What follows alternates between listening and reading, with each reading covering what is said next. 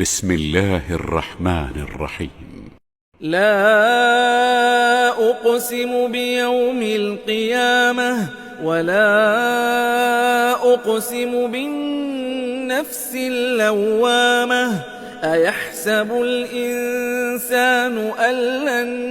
نجمع عظامه بلى قادرين على أن نسوي بنانه بل يريد الإنسان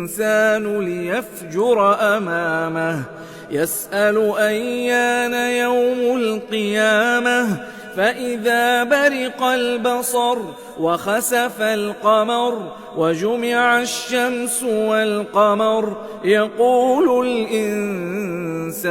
يومئذ أين المفر كلا لا وزر إلى ربك يومئذ المستقر ينبأ الإنسان يومئذ بما قدم وأخر بل الإنسان على نفسه بصيرة ولو ألقى معاذيره لا تحرك به لسانك لتعجل به إن علينا جمعه وقرآنه فإذا قرأناه فاتبع قرآنه ثم إن علينا بيانه كلا بل تحبون العاجلة وتذرون الآخرة وجوه يومئذ ناظرة إلى ربها ناظرة ووجوه يومئذ باسرة تظن أن يفعل بها فاقرة كلا